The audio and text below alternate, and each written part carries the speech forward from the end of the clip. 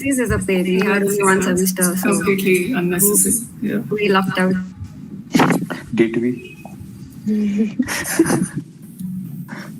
Which is your favorite bunking joint? My house. Really? Which is your favorite what? I didn't catch that. Bunking joint. Ah. Bunk. What is yours? Man, I don't think those bunking points are PG enough for us to announce them here. You should actually focus on CP in second year itself. You shouldn't bunk. This is not good behavior. My favorite bunking joint is the library.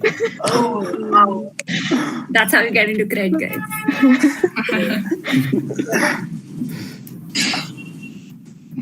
All I know of credit is Tanmay Bhatt and this thing. मैं इंदिरा नगर का गुंडा हूँ ad. Yeah, that ad I know. It's okay. Second year, you can still vibe. Yeah, it's too early to start worrying about placements and all. Yeah. Wait, what are you guys studying in second year again? Web technologies, data Yikes. Very funny.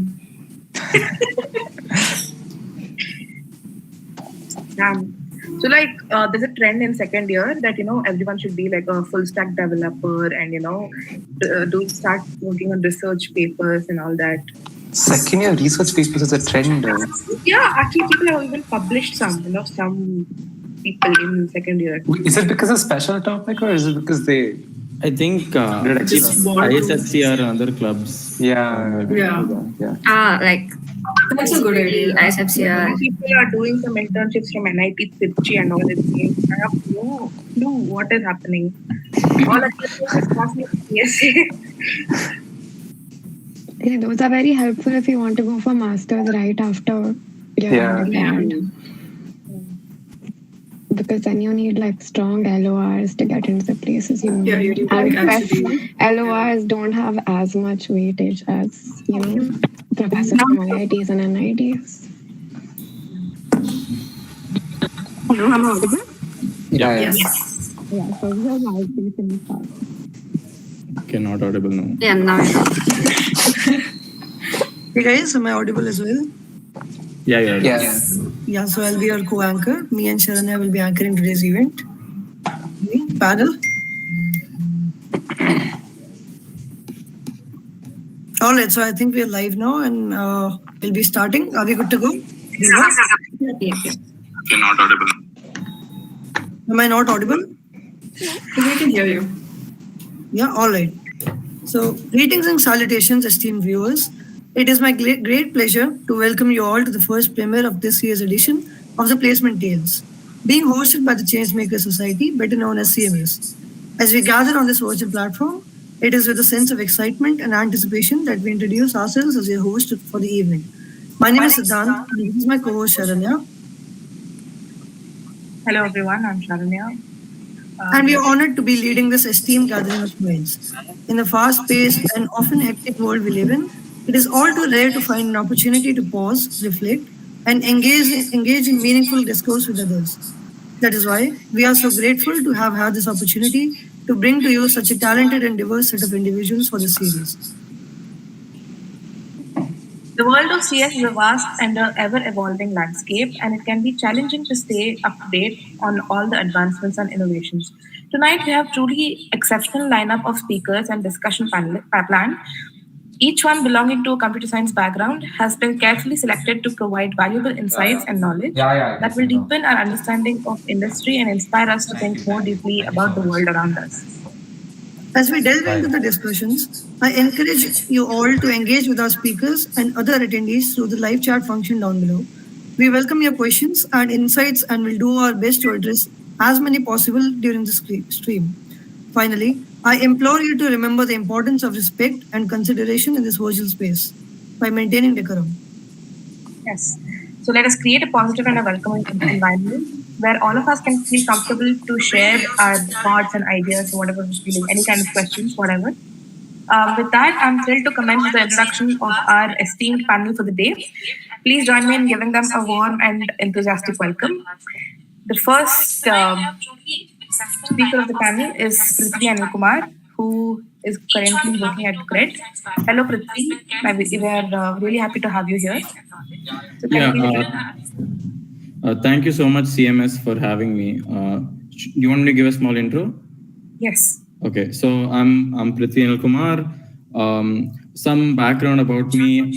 I was co-head of the Al Coding Club for 2021 to 22. And apart from that, some juniors might know about this platform called Sublet, which was used in college to evaluate your programming assignments. So I was one of the core engineers who built the platform. I interned at Grow in my summer of 2021 or 2022, and I'll be working at CRED from Jan 16th. Thank you for the fine introduction, Prithvi.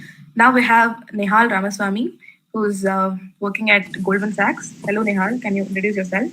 Hi, I'm Nihal Ramaswamy, and I was one of the other co-heads of Al Coding just with Prithvi, and I interned at Goldman Sachs for my summer internship in 2022, and I will be working in Goldman Sachs again from 30th January. So, thank you for having me here. Thank you, Nihal, for the fine introduction. Now we have Anupama. Hello, Anupama. We're really happy to have you here. She is working for PwC India. I'll be working for Morgan Stanley, and no problem. But hi everybody. I'm a member of CMS myself, and I'm very glad to be joining this panel this year after having witnessed it last year. Yeah, just a bit about me. I've been a part of a number of clubs in college. I was a part of the ECEL, MUNSOC, CMS, and so on. I was an office bearer for the MUNSOC in the last year. And I interned at Morgan Stanley for the summer, and I got a PPO and converted that into my placement. I will also be joining them as a spring analyst from Jan 23rd. I've been a part of a number of clubs in college. I was a part of the MUNSOC, CMS. Thank you, Anupama, for the fine introduction. Now we have Ananya Uppal.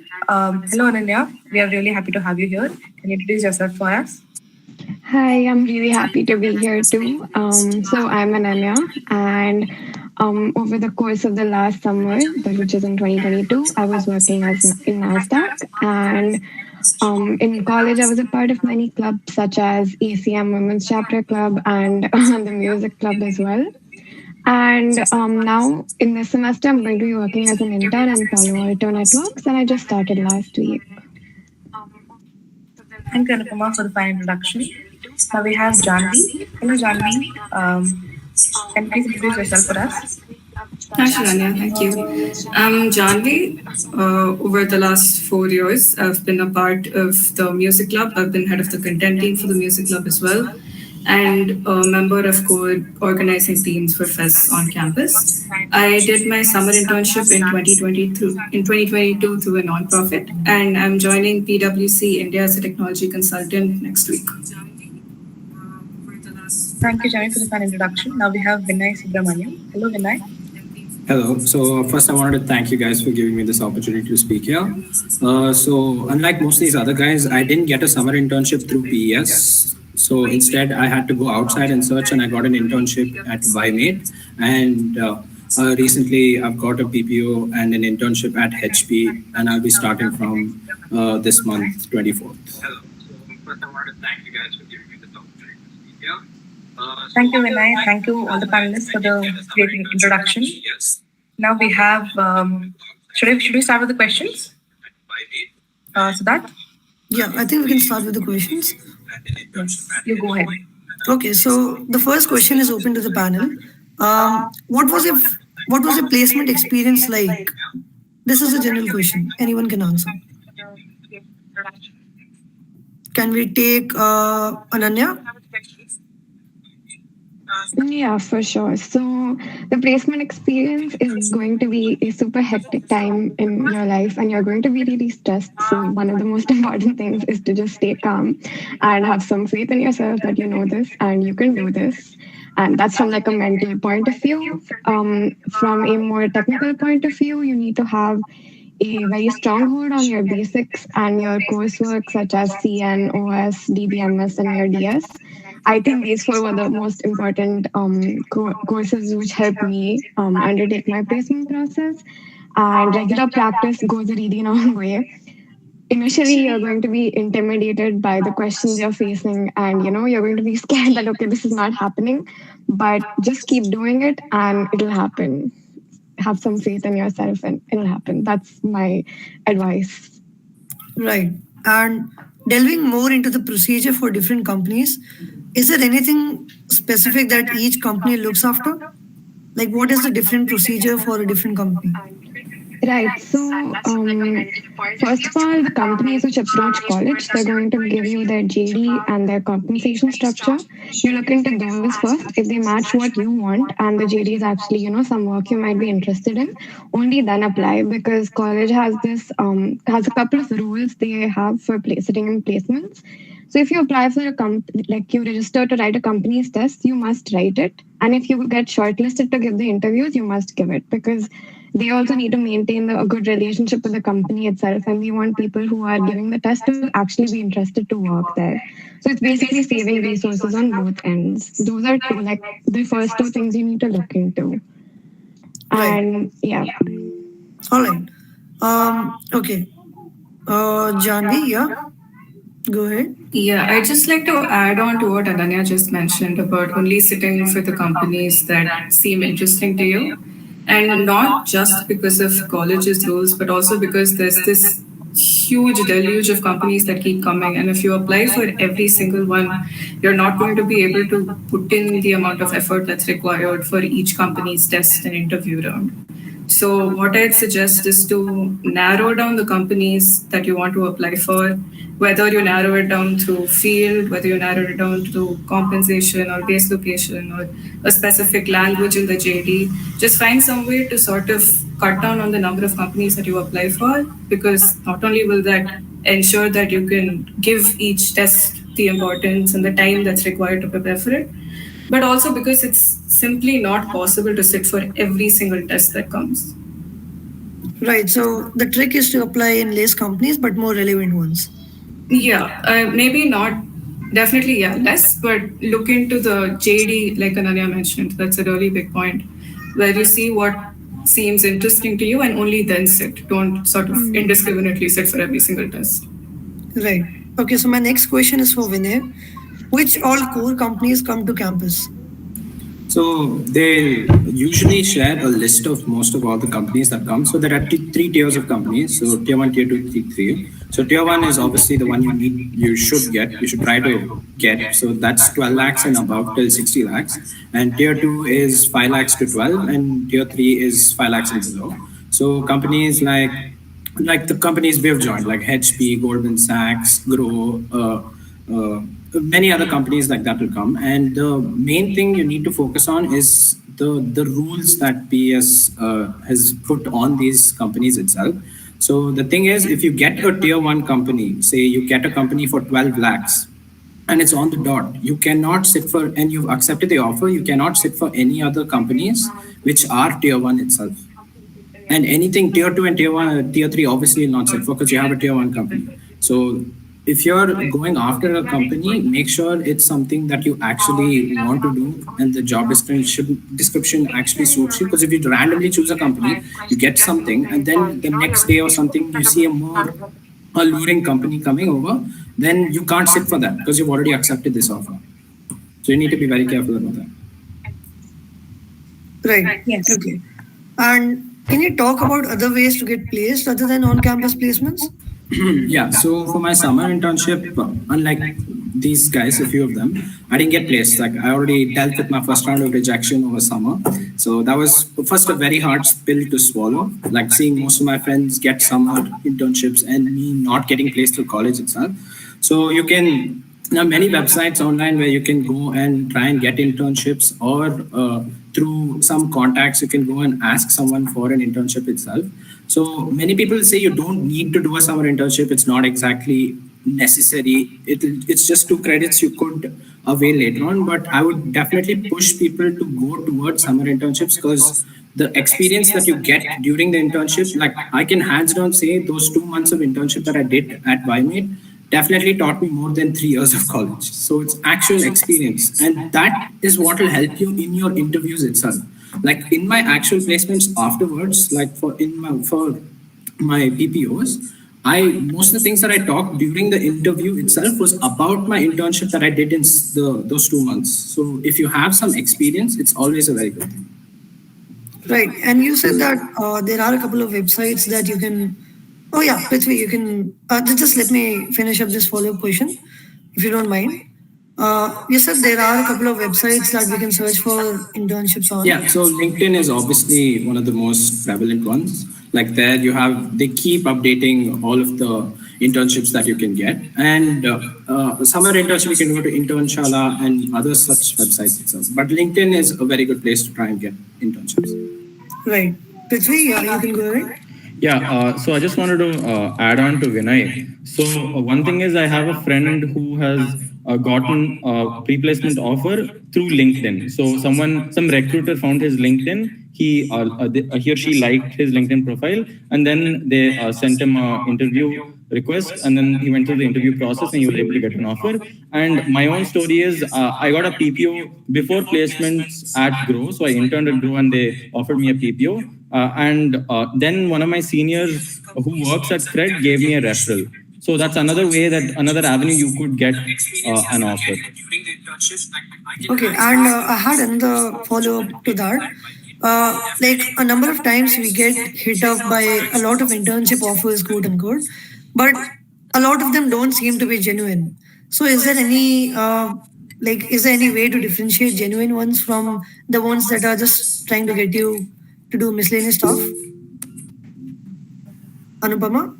Yeah, I mean, a very simple first check is, are they paying you? Because I'm also someone who's been offered a lot of internships like this. Like people just DM me on LinkedIn and they're all like, yeah, your profile seems to fit this role and so on. But then when you actually, get on call with them, you find out what the work is like. And then when you ask them the question, is this paid? That's where they're like, oh, it's not paid, because they know that a lot of college students will want to work for free for the experience of things.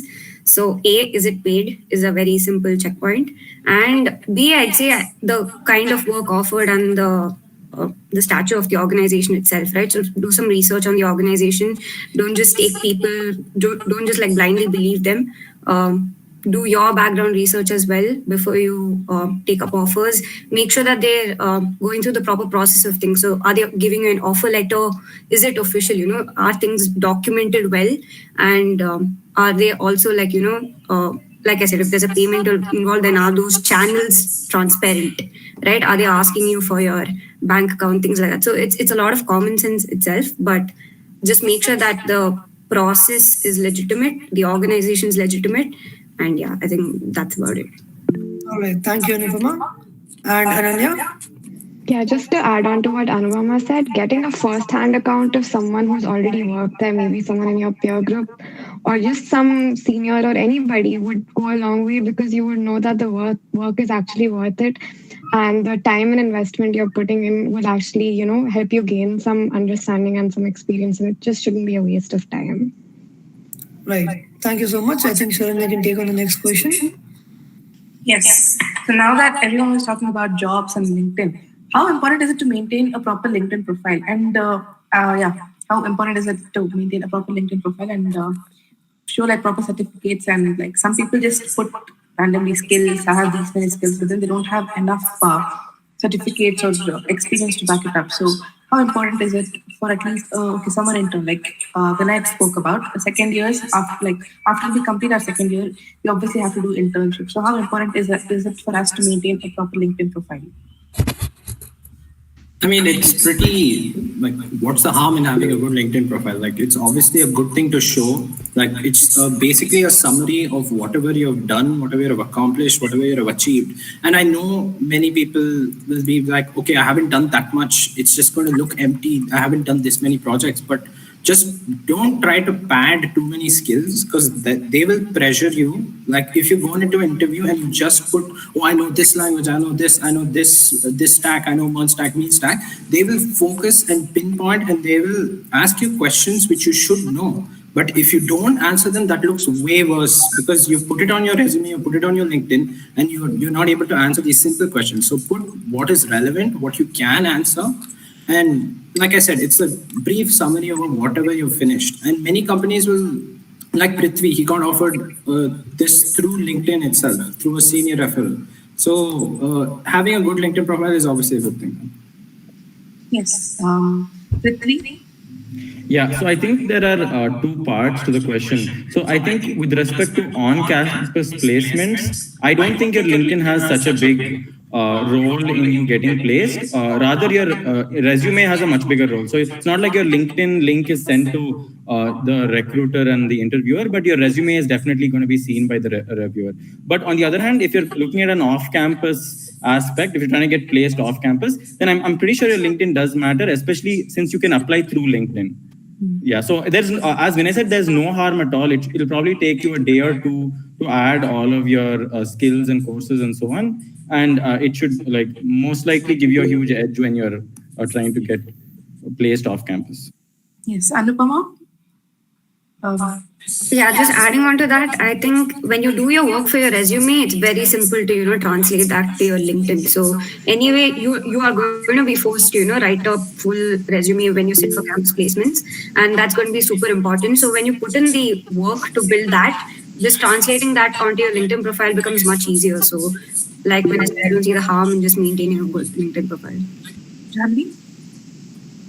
Yeah, I just wanted to add on to what Vinay mentioned about how if you put like a project or something on your resume and you're not able to answer questions about it, a lot of companies during their interviews, sometimes the entire interview consists entirely of your resume. So what they'll do is that they'll go through your whatever you've listed out, they'll ask you about this project, this assignment, that assignment.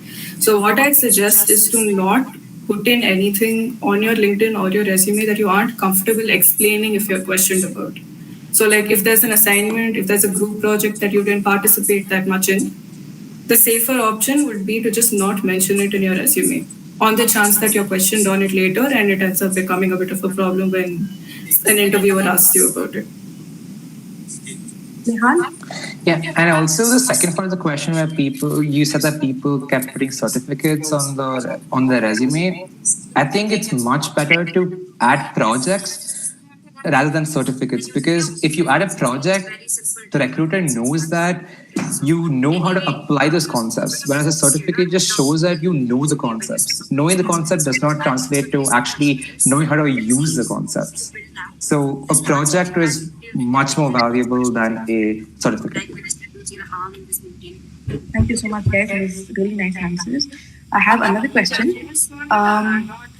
So many of you, like Anupama, Jahnavi, I think every one of you have been parts of really good clubs in PS. How has being a part of that particular club helped you in upskilling yourself or like helping in building a certain kind of your personality? How has it changed you? Or how has it impacted you?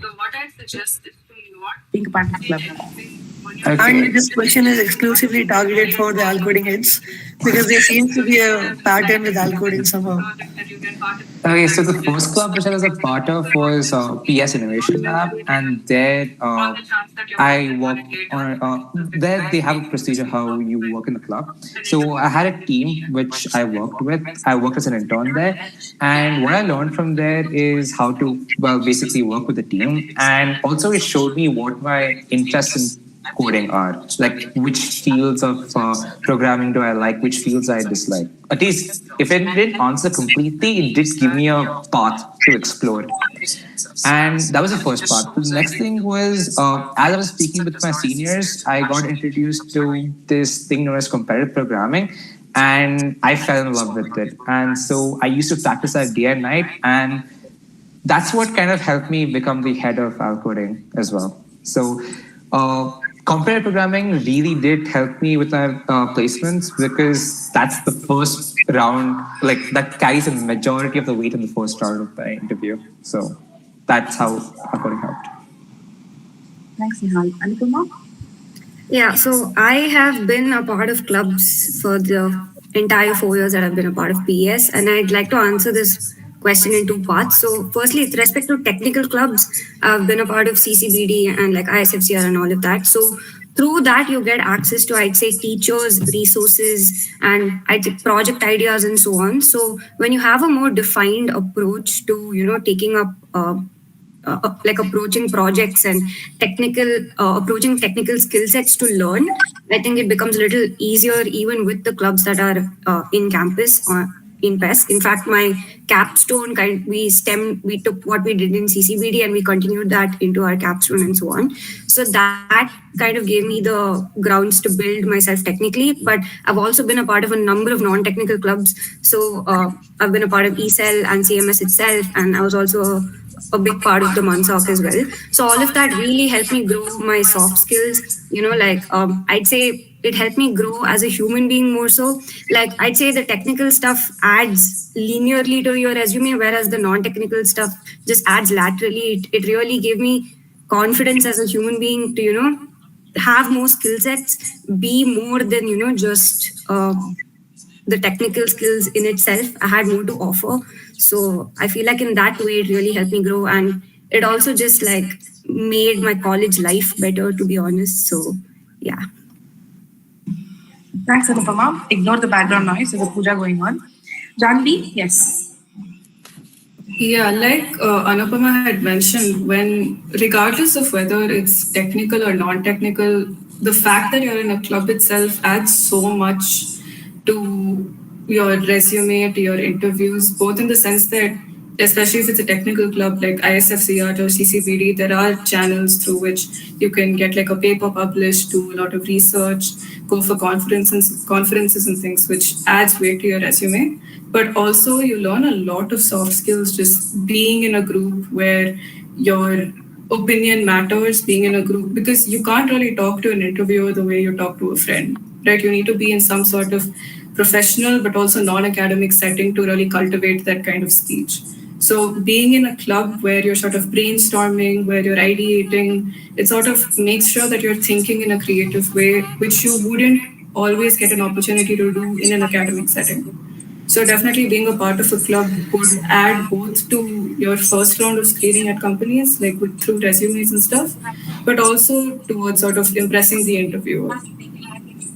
Yeah, just to like quickly add to what Jahnavi said, in my interview for Morgan Stanley, I definitely took a lot of like case studies of things that I did for clubs, and I think even for the interview, I could see it that he definitely valued that. So at the end of the day, it depends on how you put across things as well, right? So I feel like just experiences in clubs lets you appeal for yourself better. Exactly. When it comes to placements. Yeah, exactly. Like Anupama had mentioned in one of the rounds of my interviews, there was like an entire 10 minutes dedicated to the interviewer asking me about how comfortable I am in leadership roles, entirely based on what I'd put on my resume about the clubs that I was a part of. So it really does play a really big role. Nihal?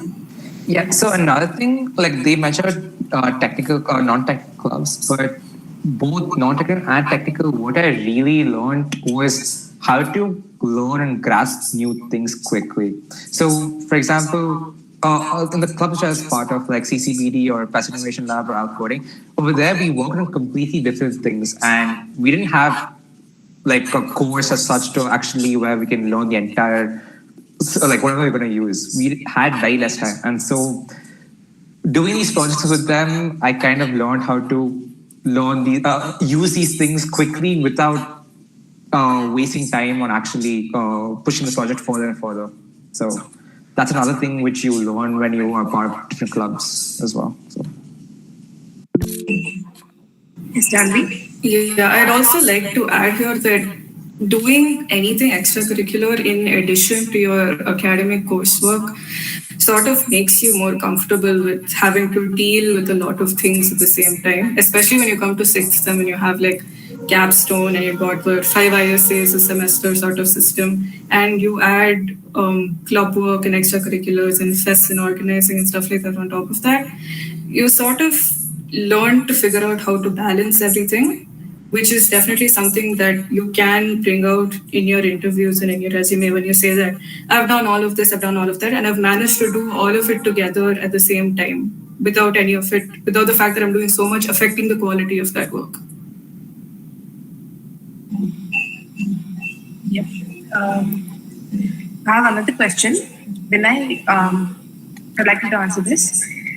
So coming to CGPA, like a lot of the students in engineering colleges, at least in PS, everyone is like, okay, I need to maintain a 9 CGPA. Does 9 CGPA, obviously it matters, but like, do some students who have like 8 or 7.5, do they also get to sit in the first tier company? Yeah. So certain companies have certain CGPA cutoffs. Like for example, Walmart, I think, had a CGPA cutoff of 9. So it was like very few people who had to sit for that. So it depends on the companies themselves and what CGPA is doing. But a safe CGPA to have is 8.5 plus, because most tier 1 companies require you to have that CGPA. But 8 to 8.5 is like a minimum for you to sit for most of these tier 1 companies itself. So if you have a CGPA of like 7.5, I know it's tough to hear, but a few companies you'll not be able to sit for itself. Like you won't be shortlisted to write the coding round itself. So try to get your CGPA, keep it in like above 8.5 as much as possible. And that's pretty much it.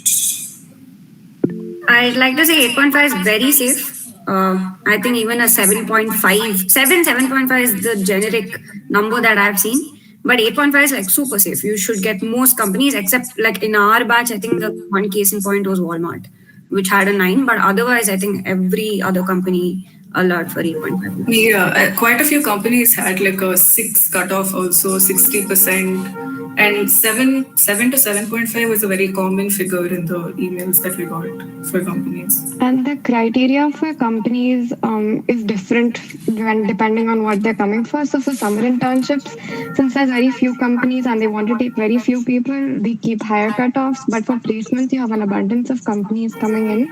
So they usually keep lower cutoffs and they want more people. So it depends again on the situation. Also, if there's any first years watching, first year is like the easiest year where you can score very high GPA. So you can farm your GPAs in the first year, because then you'll be pretty safe by the time you come to third year. So yeah, I'd also like to mention, so sorry Shiranya, but I'd like to mention here to not lie about your GPA when companies come, when you're filling out those forms, because during background verification and stuff, a lot of companies require proof about your GPA and you don't want to be caught at that point. So sit for the companies that you can. And if you're at like 7 to 7.5, you won't really be missing out on a lot of companies if you don't like. So all of you are in the fourth year. So according to all of you, which year for you personally was, which semester rather, was the most hardest? Or do you have any tips for that semester? I'd say the 6th semester was the hardest for me personally. I mean, many will agree, because that's when we had to do our capstone. We had to do this sit for placements, deal with the rejection of placements, and me, like I took up part-time internship as well. So that really stressed me out. Like I shot myself in the foot. Don't do that. I'm telling you now itself. Don't take too many things on your plate, because PS will provide a full plate of stress and worry. So just focus on what's important, and 6th semester is going to be very tough, but prioritize what you have to do. Make sure you get your capstone in check, because you'll have a nice thing to talk about during your interviews itself, like what you're working on. And placements, of course, is going to cause a lot of stress. Anupama? Yeah, I'd say coursework wise, I think I found third sem, and like the second year, I feel like coursework wise, the subjects wise was a little tougher for me. Third year, I'd say, is a time management game. There's a lot more deliverables. The subjects in itself, I found more interesting, and it was nicer to study, but there were a lot more deliverables, and hence time management became the main name of the game. So I'd say how you define difficulty, with that the answer would change. But yeah. Jahnavi? Yeah, I'd say 6th sem too. This is mostly in relation to how there's a very drastic shift between fifth semester and sixth semester.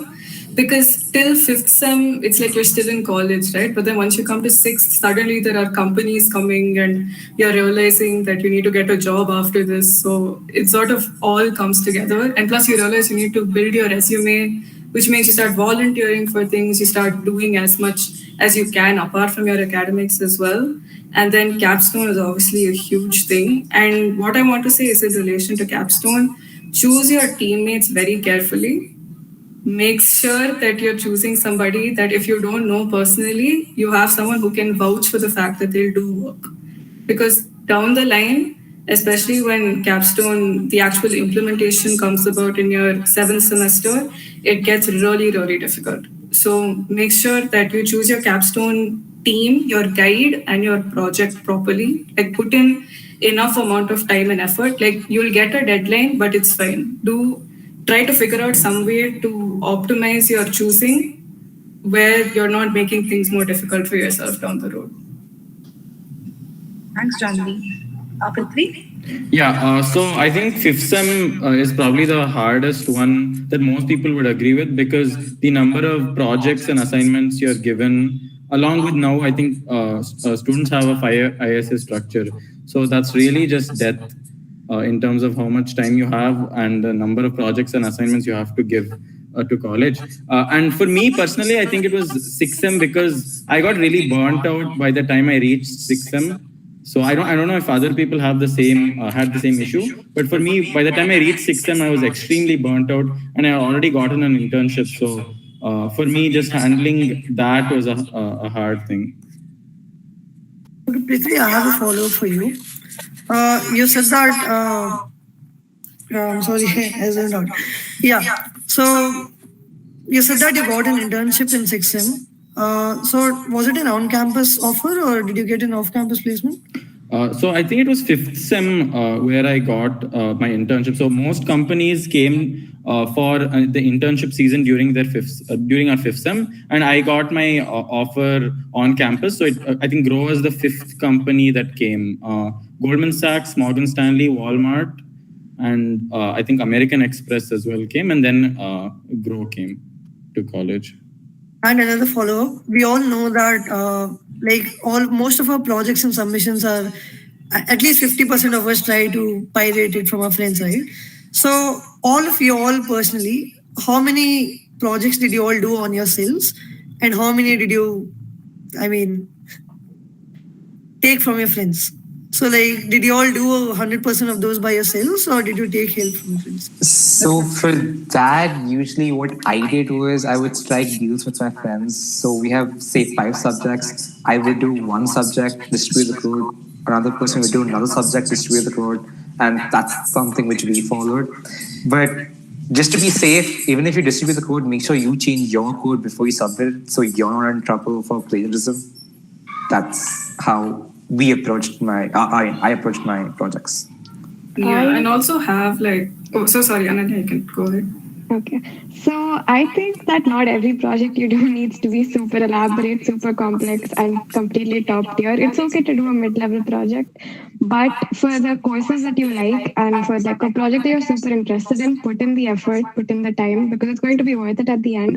And it will be something that you can actually show off and talk about in your, suppose in your interviews, or it'll just be something good and something that you can be proud of. And that's a good sense of achievement you'll get. Plus, it'll always be good on your resume. So,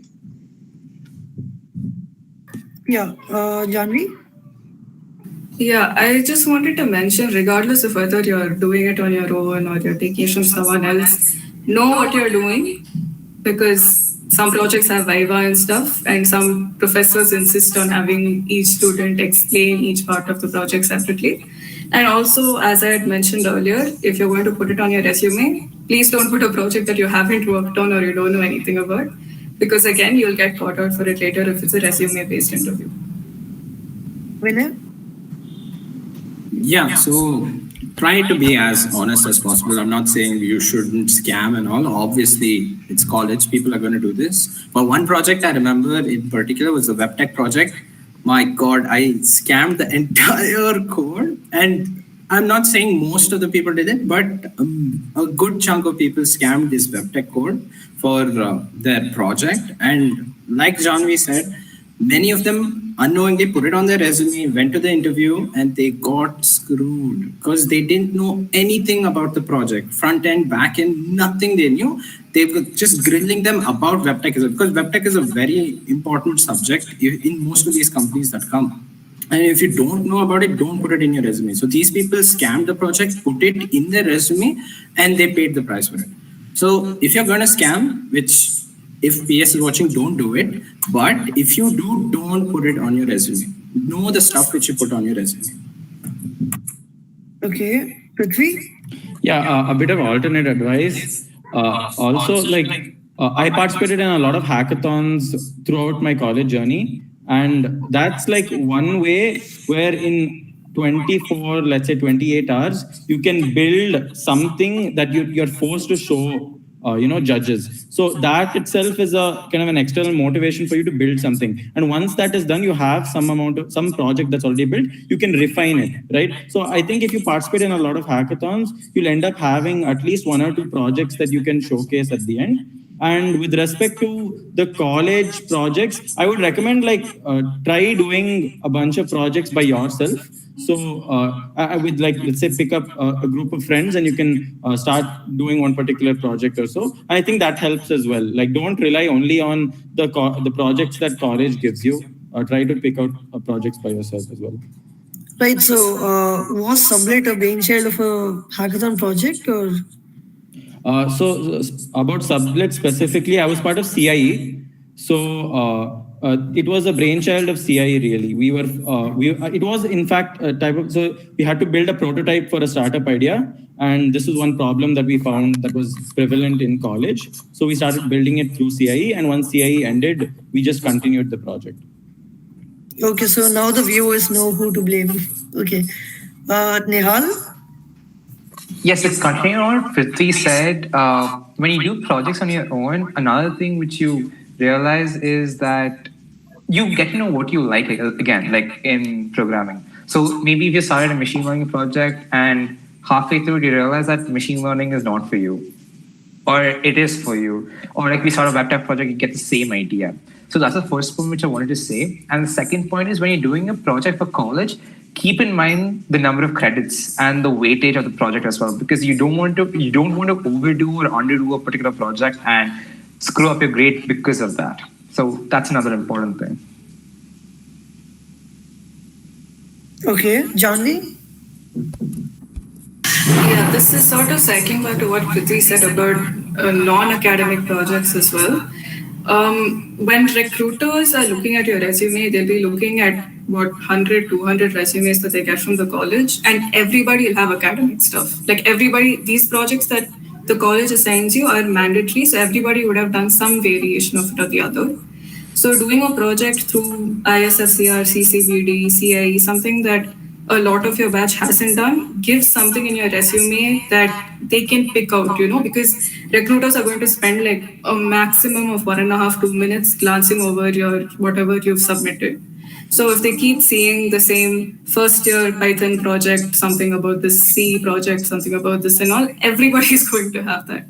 So there's not much that really stands out. So if you do a project through ISFCR, if you publish a research paper about something, even if it's in computer science, whatever, it really doesn't matter what the project is. It's just the fact that you weren't forced to do it. You took initiative and did it because you were interested. You put in the work outside of class hours to do it, and it wasn't for a grade. So that's something they can ask you about, and that's something that sort of lends a lot more weight to your resume when they go through it. Right. And as a follow-up, how many projects is a safe number? Could you give a range? Medium-scale projects, at least, not small-scale projects. Apart from academic ones? Apart from academic ones. One big project, if you do, is also pretty good, considering the fact that you're still in college, especially for your summer internship if you're worried about. But definitely doing a bunch of 2-3 small projects would also be good. If you have a paper published or something, that's that's one gold star on your resume itself.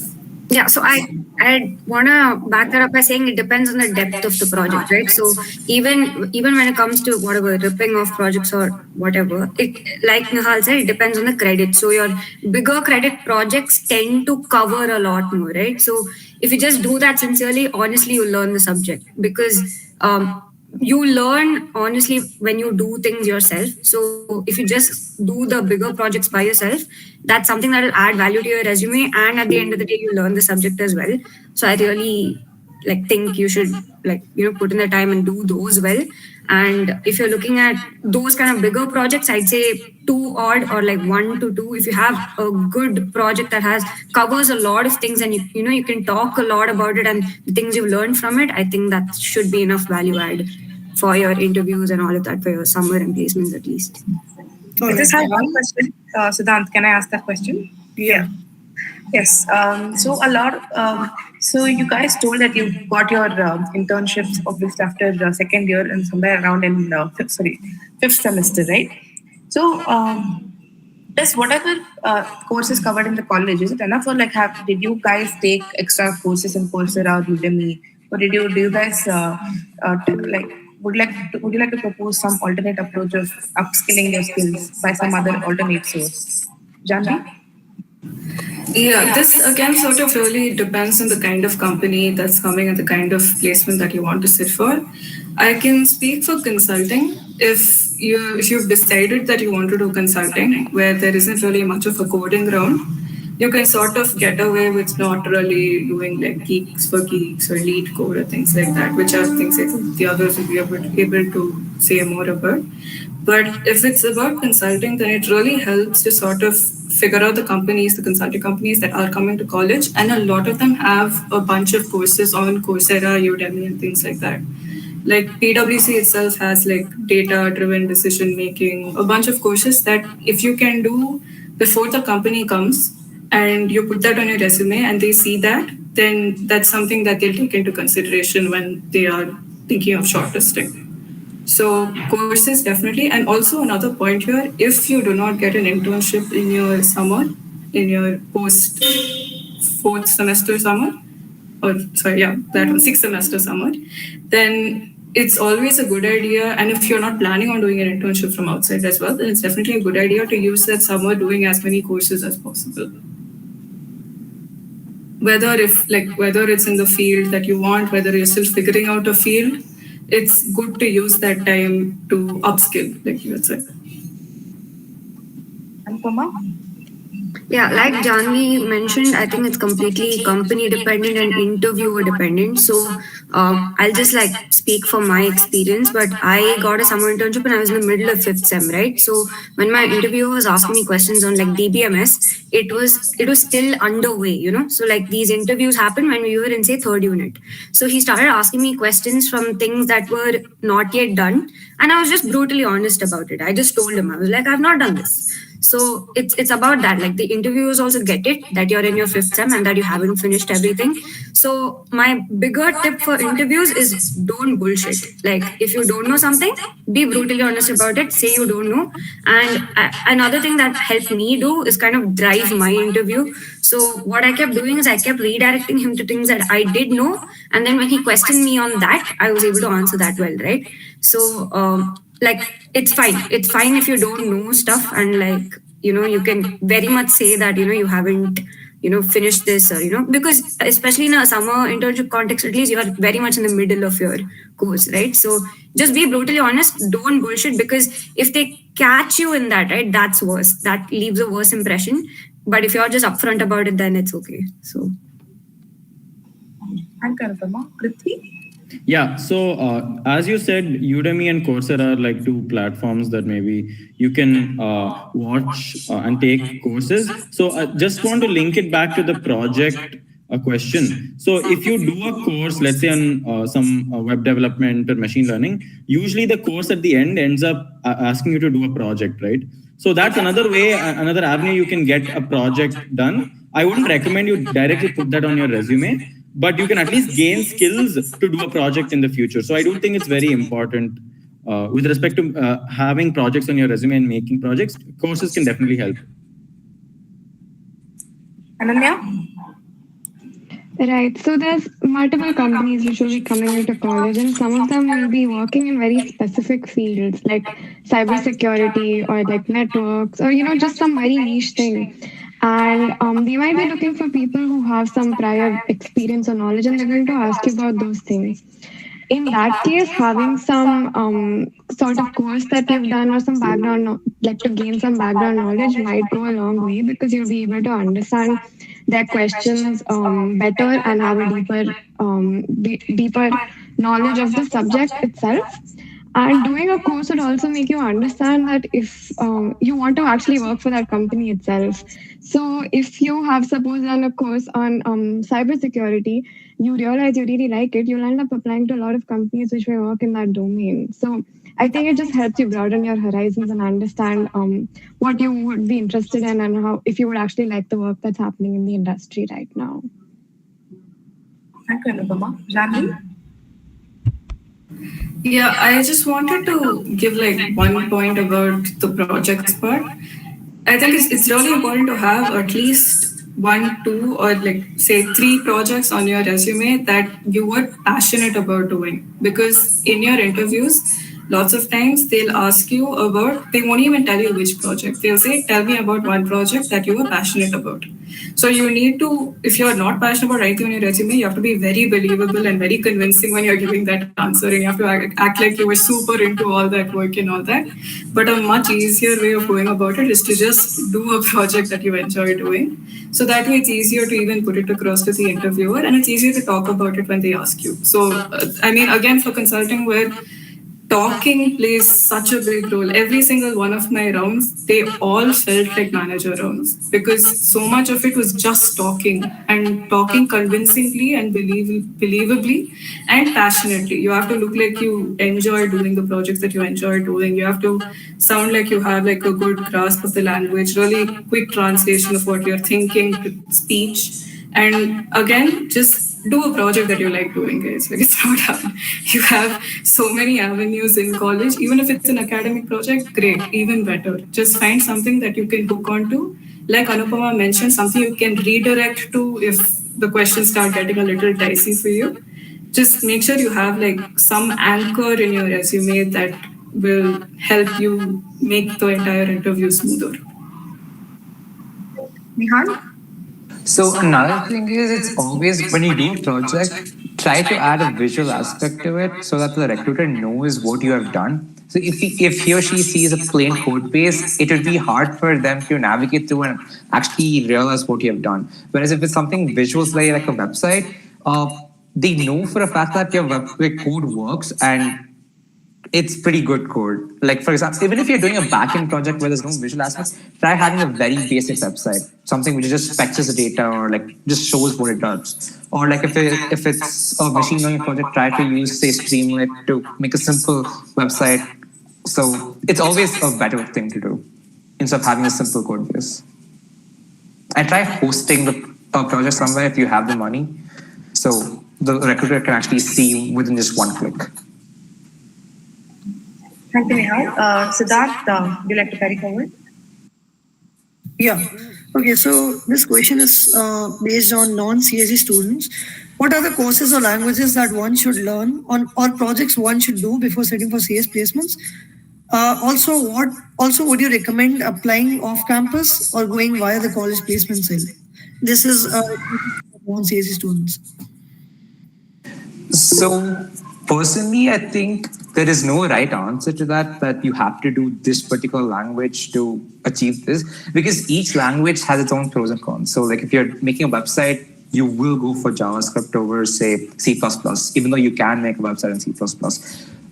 So you need to kind of figure out what you want to do, and based on that, you choose your language. But most of these coding rounds as such, they ask you to do solve a problem, and the majority of the internet solves the problems in C++. And so I think if you start off with C++, it would be easier for you to learn faster because you have the solutions there for you already in case you do want to fall back on it. Right. Prithvi? So I think, if I'm not wrong, it's still the case that the first programming language that's taught within college is Python. right? So I think if non-CSE students, if they're still in the engineering stream, if they know Python, that's really all that you need. But instead of that, I really think that you should just focus on your DSA, because that will separate you from a lot of CS people who maybe know a bunch of languages and a bunch of other technologies, but they can't get through the DSA / the competitive programming round or whatever. So I would recommend, even if you know any language, I don't think language matters at all. If you know Python, that's more than enough. Focus a lot on your DSA before placements, and have 1 or 2 good projects. Even if you, I think, again, so there is a machine learning course in EC branch. So if you have, let's say, 1 machine learning project, that's really more than enough for a non-CS student to get placed, I think. Right. Anupama? Yeah, and okay, so if a non-CS student is looking to crack a CS role, in that case, coding test being your first barrier, I'd say the prep for that is very focused DSA, DA stuff. So you, like Prithvi mentioned, you might as well focus on that, learn how to crack those questions, get into competitive programming a bit, because that is your first barrier. There is no, like, your interview prep comes after that, and that is structured differently. That's where projects come into the picture. That's where, other domains and other fields come into the picture. So I'd say, like Nihal and Prithvi mentioned, C++, Python, something to crack that coding test is important. And then you can, look into other domains and your fields of interest to, appeal yourself to actually crack that company and get into it. So I'd say it's per round that you're looking at. The prep kind of varies, and you'll have to prep based on that. So. Right. Ananya? Right. So most coding assessments also consist of 2 components. There's usually an MCQ round and there's a coding round. So you need to be strong in both of them because they're usually timed, and you need to manage your time well. That's the first thing. And in accordance to the MCQs, they're usually on a couple of standard topics for non-CSE students that they should be focusing on, which are OS, C, and DBMS, and your basic DS questions. Sometimes they also ask language-specific questions, but they usually give you options to choose a language, which makes life a little bit easier. But at least have a stronghold on one language which uses OOPS, because most companies want that. So that's what I think. Right. Jahnavi? Yeah, I think for non-CSE students, if you decide early enough that you want a CSE role, then minors is a really good way to go about that. Because that, if you do your CS minors, it covers your DA, DSA, you have the labs as well. It covers DBMS also, which will help for the coding round and the MCQ round, because that's there in a few companies. So minors is always a good way to go. And also you have the assignments and the projects that you also have to do. So if you decide early enough that you want a CS role, then taking up CS minors is not a bad idea at all. Right. Anupama? Yeah, and the second half of the question, is it better to get through the placement cell or off campus? I'd say through the placement cell, inevitably you are competing with 600 or whatever, 2 campuses now, so more than that, CS students themselves. So I'm just talking from facts, but it is inevitable that the CS students kind of mass-wise, they get placed first. But it's completely skill dependent, right? So if you put in enough work and effort to catch up to them, then that's the best option, because honestly, best placement cell does a decent job of getting companies, and that's your best bet.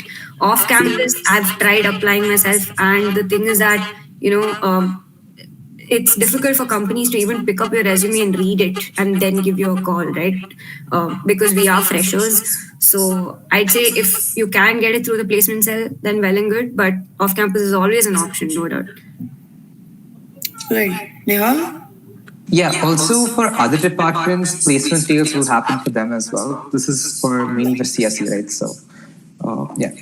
And continuing to what Ananya said, that apart from CN, DBMS, and other subjects she mentioned, even knowing your OOPS concepts is very important. Not just knowing the language, but also applying the concepts. All right. Okay. Thank you, Nihal. Okay. My next question is for Vinay. In your opinion, is it wise to do your master's right after college or grab a placement? Well, it's completely dependent on what you want to do as an individual. Like, you can't just say, okay, wake up one day and be like, okay, master's sounds nice, let me go for master's. It's not like that.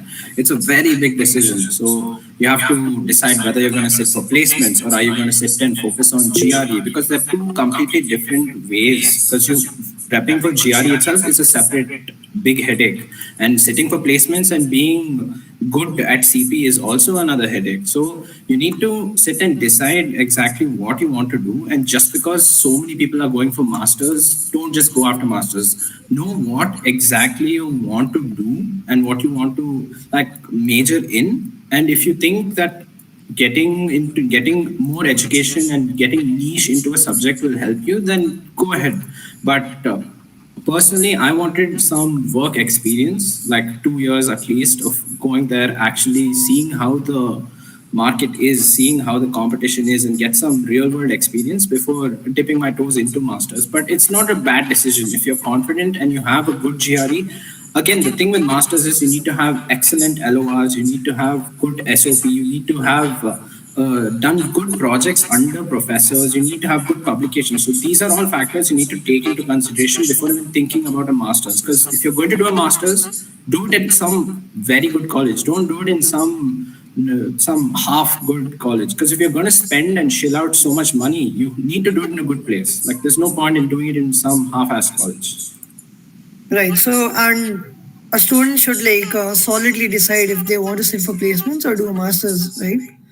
You can do it, like that's the thing, like you can do both as well, but it's going to be tougher. But you need to prioritize what is more important to you and fixate on that. Right. Jahnavi? Yeah, I have 2 points. One is with regard to what you had just asked, Vinay. It's like when you graduate from 12th grade, it's like the decision between going abroad for college and staying in India. One thing consists of writing SAT and another consists of writing all the Indian entrance exams. And they're both completely different types of preparation. And it's very difficult to do both at the same time, which is why I think we're all encouraged to figure it out in like 11th grade. Decide then where you want to go, what you want to do. So again, it'd definitely be better to figure out earlier whether you want to sit for GRE and go abroad and do a master's or whatever, or if you want to work and sit for placements. Another point is that personally, in my 5th semester, I had fully decided that I'm going to go do masters in artificial intelligence, purely based on the fact that my electives were big data and data analytics, and I really enjoyed them. They were super fun, and I was like, yeah, I want to get more into this field. I did my ISFCR research paper on adversarial machine learning. It was super interesting, and I had looked up colleges and all of that. It took me at least till near the end of my 6th semester to realize that there is a distinction between thinking a topic is interesting and thinking it's cool, looking at it from the outside and theoretically going, oh, this seems really cool and interesting. And there's a difference between that and figuring out that you want to go super deep into a subject, make it like your future career, spend like more time getting really deep into it, making that like what you want to focus on for the next how many ever years of your life. So I think that distinction is really, really important to make. Because again, it's one thing when you're outside looking in and saying, wow, so cool. And then it's another to really reconcile yourself with the fact that you're going to have to be putting so many hours of effort into that topic. So I think a really good way of deciding if you want to do masters in a specific field or you want to sit for placements is to sort of think about it from that angle. Are you really willing to put in that much effort? Are you that interested in that topic? Right. Anupama? Yeah, adding to what Jahnavi said, I think it completely depends on if you are interested in academia, right? So masters is all about trying to push that field itself forward. You need to be ready to, match the industry with where the science lies and forward that. So that's the level of interest and effort that goes into that, right? So you need to evaluate if you're ready for that. And secondly, I'd say another important thing with masters is timelines. So masters applications are mainly in December, but there's a lot that you have to get ready before that. So a lot of people finish their GRE by July, August of the previous year. So suppose in our batch, if people want to fly out by say August of 2024, they should have done all their prep and they should have finished everything by August of 2023. So you have to have finished your GRE. You should have done a lot of planning before that, right? So like critically start thinking about if you want to do your masters and when you want to possibly go out for it and so on well beforehand, because that process in itself is time consuming. So that's another thing you should possibly evaluate. And so, say you don't want to do that, placement comes a little later. So, and honestly, both of that happens at the same time. A lot of the master's applications as well as placements, it kind of happens parallelly. So to do both is going to be difficult. So it's best if you just take that decision beforehand. Right. So, since the series is not targeted towards masters, could you just wrap in like 30 seconds about when should someone start preparing for masters? Like in what semester, roughly? Quickly. There's no real hard answer to this because it depends on when. So I'm completely talking about going abroad, right? So from a GRE perspective, a lot of my peers would have finished their GRE in their sixth semester, post sixth semester, and in beginning half of seventh sem. That's a safe time to have completed your GRE, and you should have at least looked into who are you going to get your LORs from. You should have had a draft of your SOP done by, I'd say, November. December is when most of your deadlines are. So, there's a lot of work that goes into, applying, shortlisting colleges, applying for every individual college. And, there's a lot of paperwork also that goes in. So, yeah, I mean, I'd say you have to give it at least like 5-6 months of prep before you can actually close all of that.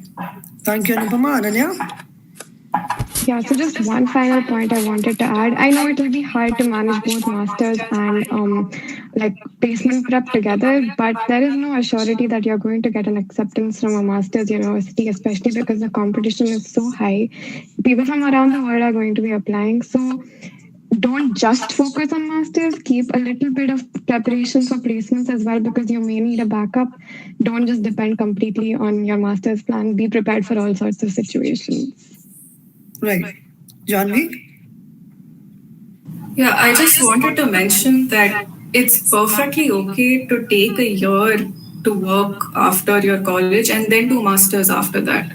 Because I mean, all around you, people will be writing GRE. Like so many people in your batch will be talking about GRE scores and LORs and SOPs and all of that. But it's perfectly normal and perfectly fine to take a year off to work and then decide if you want to do masters. Figure out if you enjoy the working space better after getting a taste of it, and then take that time to really dissect it. Because there's so much rush happening in 6th sem, 7th sem. There's so much people are figuring out, like half the time it feels like everyone else in your batch knows exactly what they want to do and all of that, and that's not true at all. And it's really important to just focus on what you want to do and focus on giving yourself that time to figure it out. Like it's perfectly normal to sit for placements, even if you're not fully certain about masters. It's okay to sit for placements, take a year, and then decide. There's no rule saying you have to go immediately after finishing your 4th year and anything like that. And also, if you've decided that you want to do masters, but you haven't decided what masters to do it in, again, I'd like to circle back to all the projects and stuff that you've done. Those are always good pointers. And a research project really, really helps if you're thinking about a master's field. ISFCR, CCBAD, whatever, anything on campus, those are really good avenues for exploring things that you want to research it. Right. Okay. Now, I think the first part of my next question has been partially answered, but I'll just ask it anyways. Once you get an offer, would you be informed of the kind of work that you'll be doing at the company? Any tips on how to make the transition from college to a workplace easier? Vinay, could you take this up? Usually in the job description itself, they'll give you a specific, like what your role is going to be, what you're going to do, what are your responsibilities and such. And coming to how do you make the transition, it is not easy. I remember like having a mini panic attack the first day. I mean, that's just me, because it was such a drastic shift from just relaxing at home, doing nothing, because this was summer internship. So like for 2 weeks, I was just sitting at home, waking up, playing video games, relaxing, going out with my friends, coming. And then suddenly on Monday, I had to go to office, sit down, start work and stuff. And it was a very, very drastic change. So the best way to do is ease yourself into it. Like talk to your coworkers, get a feel of it, try to assimilate yourself into the environment, and most importantly, try to learn as much as you can. That's pretty much it. Deep breaths. You guys got this. Right. Thank you, Vinay. Nihal? Yeah, so this is where doing more projects really helps because you learn how to learn. And so when you join a completely new environment, you adapt pretty quickly because you know how to adapt already. And so that's how I would have approached this. All right. So thank you for that quote, Nihal. You learn how to learn. I think I'm going to note it down somewhere. Anupama? Yeah, I'd say talking to your seniors who are already a part of that firm really helps because before I joined, I did not know what was going to happen. And, just talking to your seniors helps you get a lot of information, kind of mentally prepare and be ready for what's to come. So at least in Morgan, we did not know the type of work that we were going to get. In fact, we don't know anything. We go in completely blind and, once on day one is where we find out, which team we belong to, what project for, etc., etc. So it's pretty intimidating because you're going in completely blind. So, but talking to your seniors and getting a feel of how the firm works, I think helps you kind of prep for that. Okay, Ananya? Yeah, I also think that different companies have different cultures. So there's some companies which are really open and have an informal environment where everyone is super helpful. And in general, also, I think in most product-based companies, most people are really helpful. They're not going to spoon feed you, but they're going to lead you and tell you which is the right way to go. And that really helps a lot. So being intimidated on the first day is very normal. Everybody is, but you'll just ease yourself into it and you'll realize everybody is just was once in the same place as you are, and that'll make the entire process much easier. Okay, Prithvi? Yeah, so I think most companies don't really mention anything about the tech stack or the, let's say, programming language you're going to be using, especially if you're in a big company like a bank. There's so many teams which use so many different technologies. It's close to impossible to decide, to understand which you're going to be using. But as Anupama said, speaking to your seniors helps. So, for example, I spoke to one senior who worked at Grow, and he told me the entire tech stack that we were going to use. So I was slightly familiar with it before I joined. And another thing is, again, slightly bigger companies, they do have training programs where they sometimes teach you some pieces of technology that's going to be used in your internship. So I don't think you need to be too worried about transitioning from, your 6M to your to working. Okay, thank you, Prithvi. Nihal? So another thing is, if you go to the company's website, some companies mention which tech stack they're using. So that's another way you can figure out which tech stack to learn if you do want to.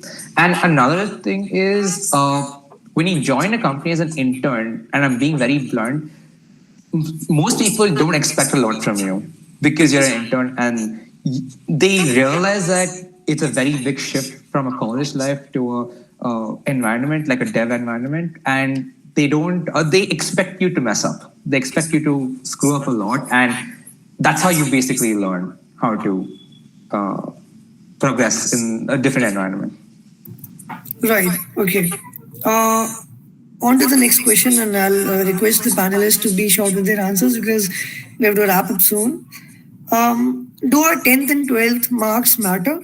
And is there a minimum GPA for sitting for placements, eligibility-wise? I would encourage the panelists to No and yes. as part of the question. 10th and 12th, not super important. I think the only time they really asked for it was at the very beginning when we were first submitting our resumes. College just takes all of that data and they send it to the companies. To be honest, I don't think we know. Different companies value it differently, but 10th and 12th maybe not so much, but there is an eligibility criteria with respect to GPA, and that you will see when PES itself sends you an email. They'll tell you that this company wants people from this branch with this minimum GPA this much, and they'll send you their compensation structure, etc. And I think PES exclusively sets the cap at 6.75, I think. For GPA? The university for the GPA, yeah. Not very No. sure. Okay, that's Another what I had heard. Another thing which can happen is that the companies can dynamically change the eligibility criteria based on the number of people who apply. So they usually try to take the top N%, and where N is dependent upon the company. So that's another thing. Okay. Yep, 10th and 12th, it was somewhere around 60 to 70%. It really doesn't matter that much. It's Oh, Also, GPA. 10th and 12th is mainly for identification purposes Yeah, as that's well. pretty So. much it. all right. Yep. How do you Siddharth, prepare? we take some questions from YouTube. There are some questions from YouTube. Just the last question, Sharanya, to wrap it all up. How do you prepare for the coding round? Quickly, in just 1 minute. Give us pointers on how to prepare for the coding round. Yeah, so you start off by first learning a particular language to an extent. So I started with C++, and I recommend C++ because majority of people use C++ online.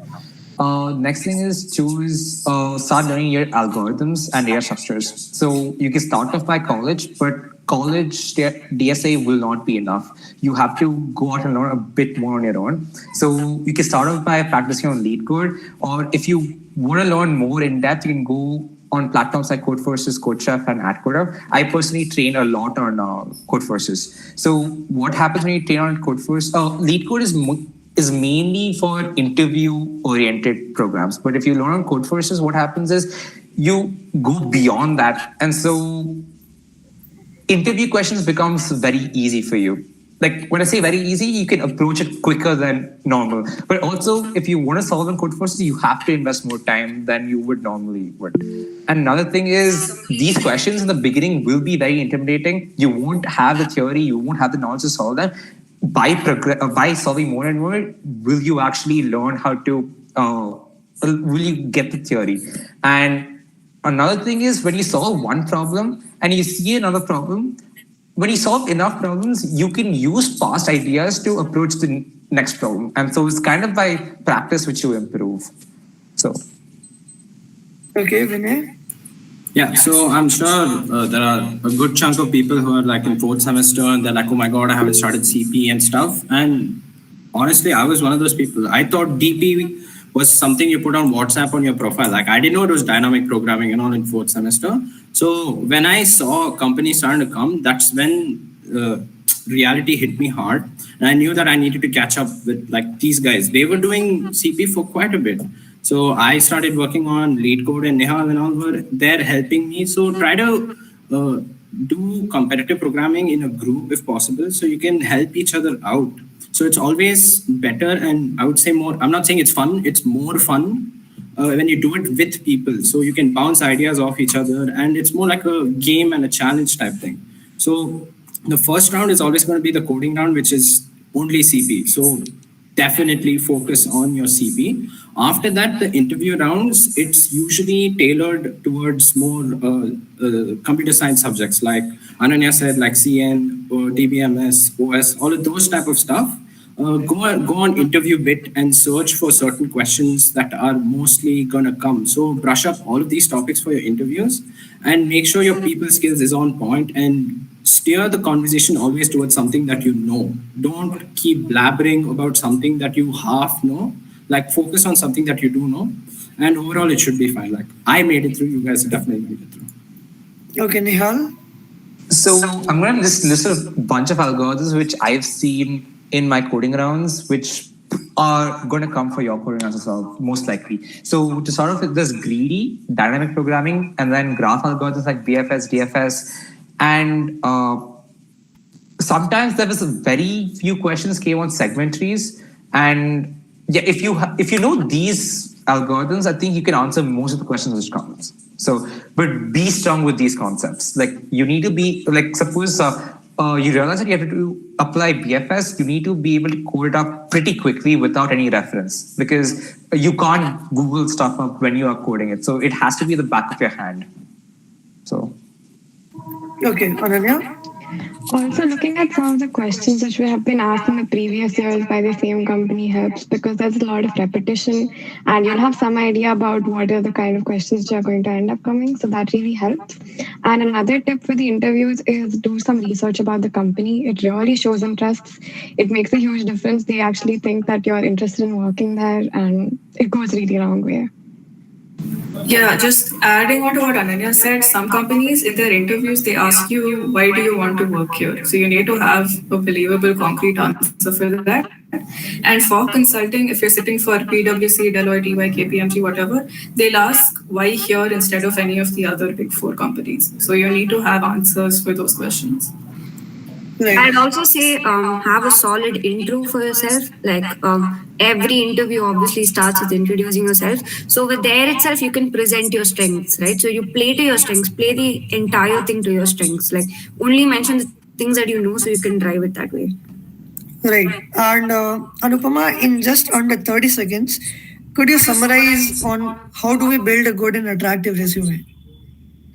Right. So again, resume should focus on the things that you want to talk about. Like Jahnavi said, include things that you're passionate about and that you can explain very well. It should speak for your skill sets, the things that you're interested in, and it also, I'd say, resumes. You should try to build it based on the JD, right? So if you have the time and you have the capacity to do so, companies look at you and want to take you based on the JD. So if your resume caters to the JD, then the probability of them picking you is going to be higher, right? So make sure that you build your resume in such a way that you want to be picked for things that you're interested in.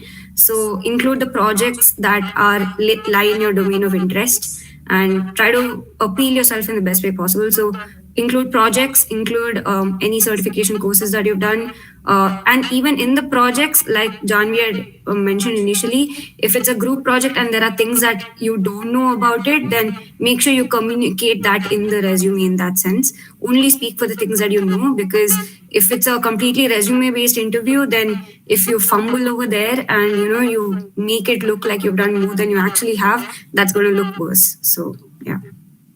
Thank you, Anupama. Jahnavi?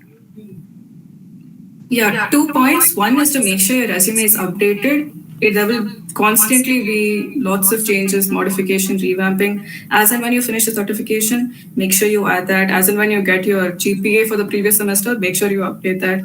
So make sure it's up to date before you submit it. And secondly, also, if suppose use technical language. If you're talking about an academic project, talk about the language that you did it in. Talk about the whatever you used for the UI, whatever. Make sure that there's some amount of technicality to it. Keep it crisp, concise. Again, recruiters are only going to spend like 1.5, 2 minutes looking at your resume. You have to convey as much of your experience and personality as you can within that time limit. And finally, I think talk about the impact that your position has had. Like if you're saying was head of some committee, follow that up by saying was head of a committee responsible for timely delivery of this content to this social media handle or something, or handled a team of 4 people as a part of this group or something like that. Make sure you talk about the impact that your co-curricular or even your academic project has had. Important follow-up, but keywords, highlight keywords. A lot of recruiters, like Jahnavi said, don't have time. So they just look for keywords. So make sure you highlight keywords. Okay, Ananya? Don't make 10-page resumes. Please keep it to 1 page. Everyone is going to get super bored if you give them 10 pages of absolute nonsense to read about. 1 page is enough to convey who you are. All right. Thank you, Ananya. Panel, now we'll be moving to the questions that our audience has asked on the YouTube chat. And Sharanya will be starting. Yes, so there are some questions asked in the YouTube chat. One of them is, how are placements via Geeks for Geeks?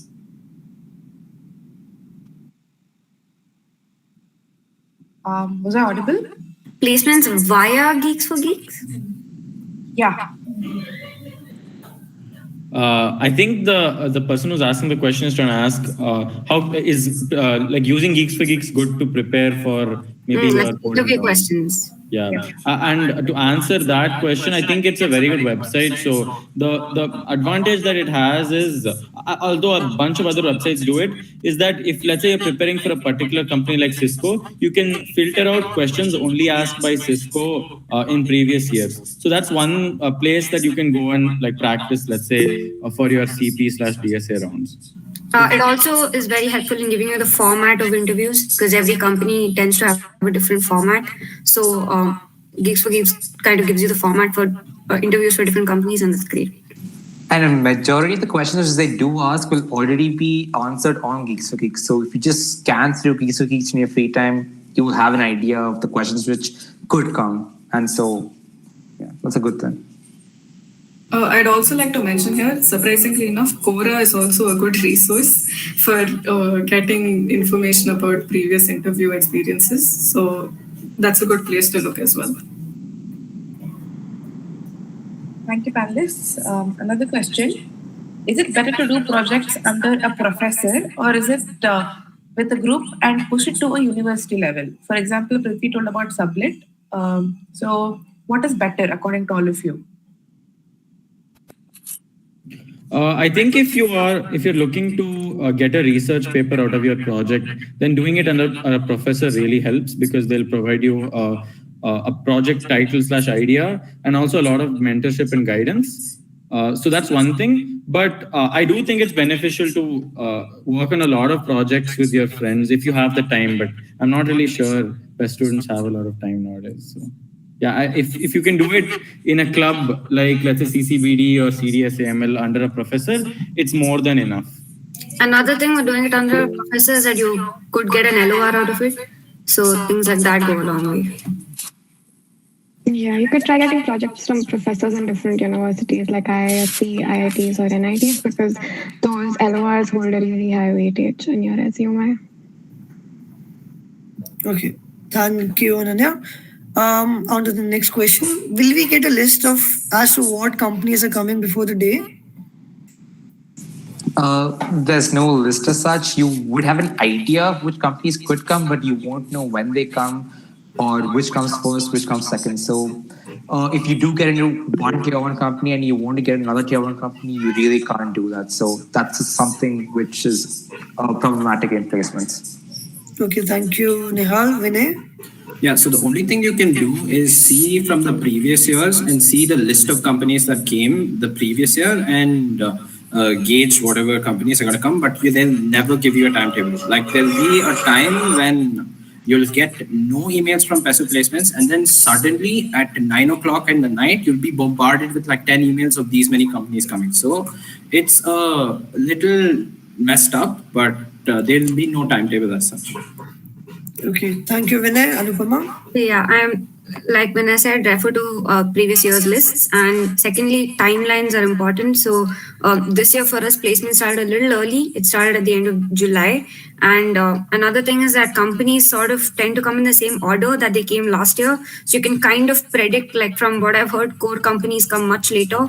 So, you can just play a prediction game, but that's all you can do. Ultimately, it depends on the company and that year and how things are going. So you can't predict things, and always keep an eye out for emails. Super important, because you have to respond to emails in time. Even the placement cell will put deadlines, and you have to follow those deadlines. If you miss an email, that's on you. Like placement cell is not going to take responsibility for that. So keep an eye out for emails and be very attentive, fill everything in time, and be prepared for all of that.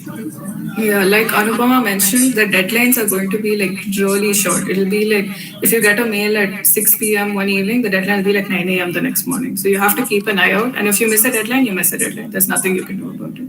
So again, eye out on emails. Yeah. Also, placements usually just connect students to companies. After that is just direct communication from students to companies. So placement cells really doesn't play a role after telling you which company you're going to come. Right. Okay.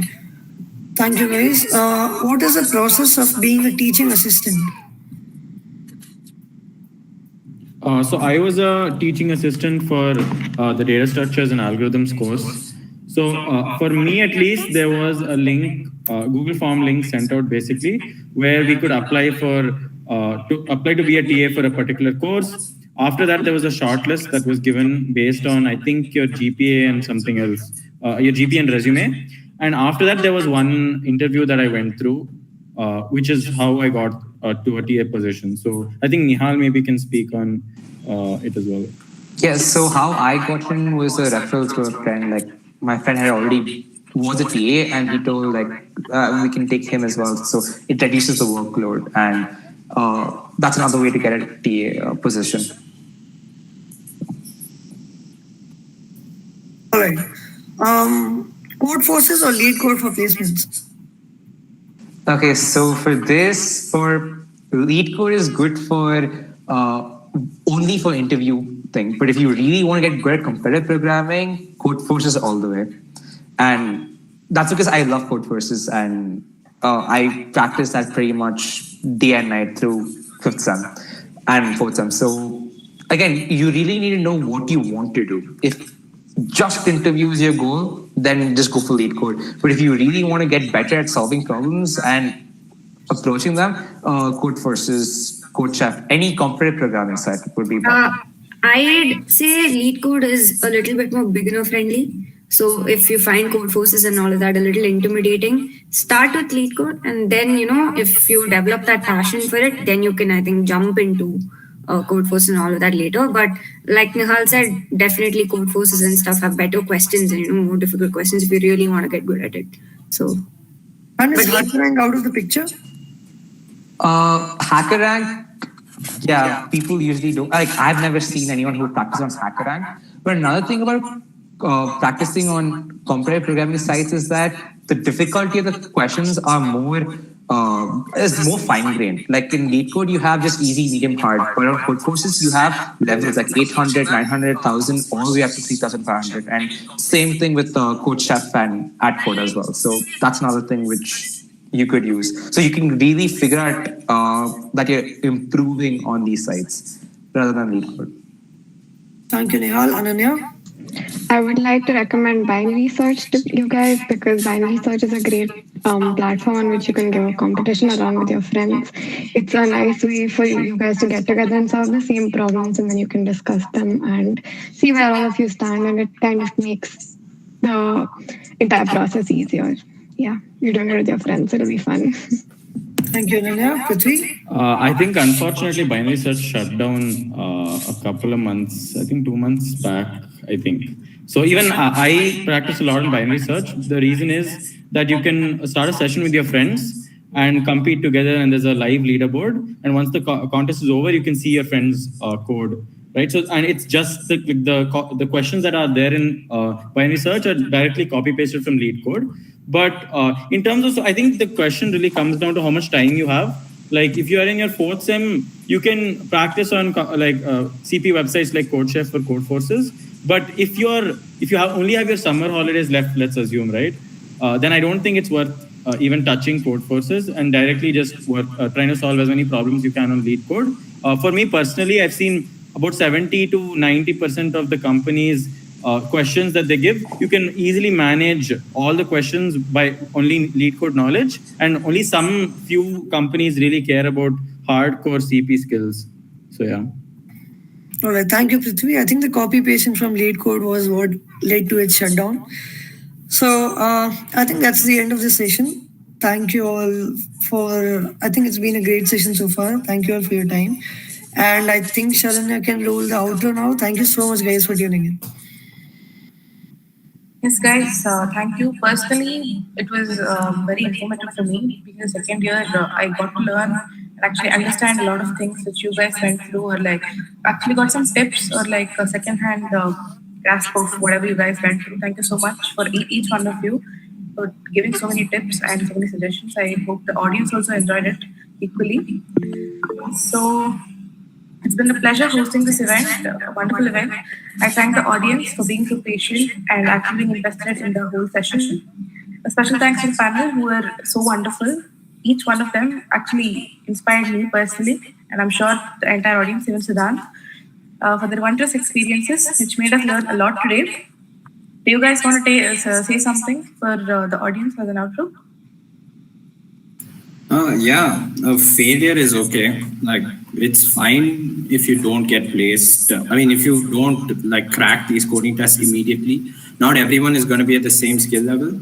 And it's okay to like not get a summer internship, and it's okay to fail a few of your first rounds of coding. But the main thing is to put your head down, put in the work, and eventually the results will show. Don't lose hope. That's all I gotta say.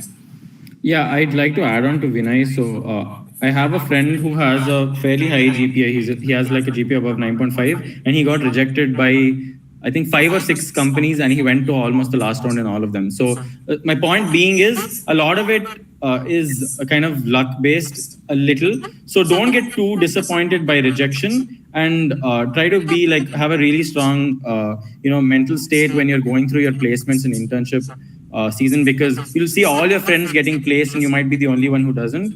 But don't lose hope at all. Like if you lose hope, it's not going to work out well. Okay, Anupama? Yeah, I mean, like they mentioned, if it works out, it works out, and like all you can do is put in your effort, right? So don't. Everyone runs at their own pace, so don't fret, and it can be pretty intimidating. My personal take is that this is more of a mental game. So pick your battles. Like don't fret too much. There'll be a lot of companies that come. You don't have to sit for every test. Pick and choose your battles, and have faith, have confidence. Something will work out. So you just have to keep trying, and something is going to click. There's going to be that one day where everything just works out, and you just have to wait for it. Thank you, Anupama. Nihal?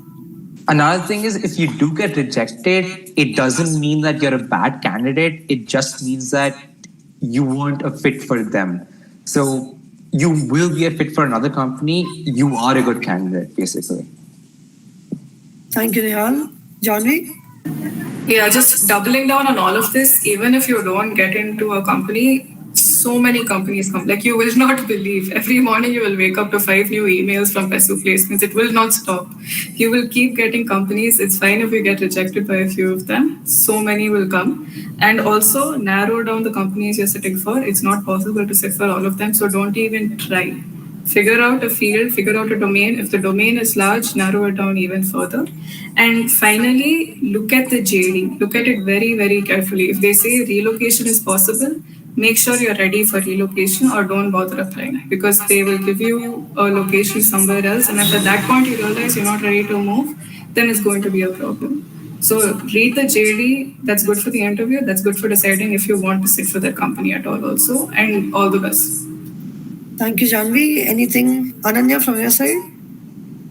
Yeah, I think the most important thing here is to not get disheartened. And, there's some people who give their first test and then they realize, oh no, I need to start preparing for this. I can't just keep winging it. So it's okay. Whenever you you decide that you want to sit for placements, it's a good time to start. Just make sure that you're doing better than the previous day. That's all. And don't lose faith in yourself. Yeah, like I sat for 2 coding rounds before realizing I did not want to do that. So it's perfectly fine to realize at that point also.